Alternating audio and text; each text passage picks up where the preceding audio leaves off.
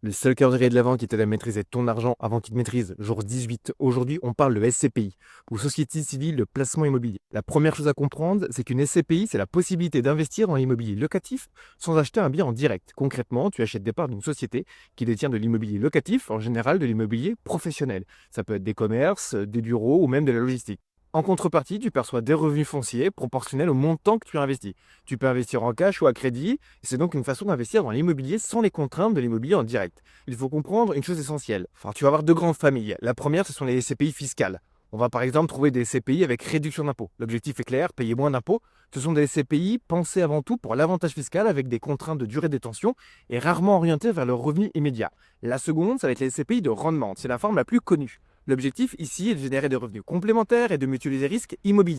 Mais attention, il existe plus de 200 SCPI sur le marché aujourd'hui et elles ne se valent absolument pas. Personnellement, sur ces 260, j'en ai sélectionné une dizaine en fonction des objectifs de mes clients et j'en détiens aussi certaines à titre personnel. Le vrai risque avec la SCPI, ce n'est pas la SCPI sur le principe, mais c'est de choisir la mauvaise. Une fois que tu as choisi la SCPI, la deuxième décision stratégique à prendre, c'est comment tu investis. Soit en pleine propriété, en nue propriété, en usufruit, avec ou sans crédit, en direct ou à travers une société. Bref, tu vas avoir un choix à faire. La forme la plus connue, c'est la pleine propriété, qui permet un triple rendement potentiel, à savoir les revenus fonciers que tu touches tous les mois, les éventuelles plus-values sur les immeubles revendus et la revalorisation des parts dans le temps.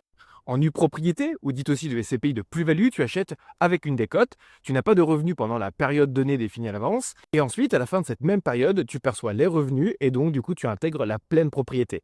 Concrètement, c'est souvent pour les investisseurs qui sont déjà fortement fiscalisés avec une forte TMI, ou alors qui souhaitent juste différer des revenus dans le temps. On a aussi l'usufruit des CPI.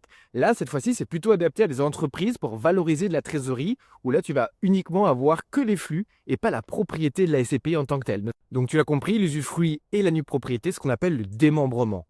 Un chiffre clé qui est important de comprendre avec les CPI, c'est que la durée moyenne de détention des parts en France est d'environ 28 ans. Concrètement, ce que ça veut dire qu'une fois que tu vas avoir les CPI, encaisser des revenus sans forcément de contraintes associées, alors du coup, tu vas avoir tendance à les garder dans le temps et même peut-être les transmettre à tes enfants.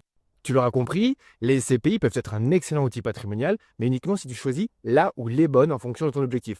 Rendement, plus-value, effet de levier pour aller chercher du crédit bancaire peut-être. Tu l'auras donc compris, la SCPI, comme toute autre solution patrimoniale, doit absolument s'inscrire dans une vraie stratégie patrimoniale, à savoir s'inclure en fonction de tes objectifs, tes ressources, mais aussi tes préférences en matière d'investissement. Demain, on parle d'une autre solution, le PEA, qui peut être à la fois un formidable outil, encore une fois, pour développer ton patrimoine, ou alors juste un piège fiscal. Je t'explique tout ça demain.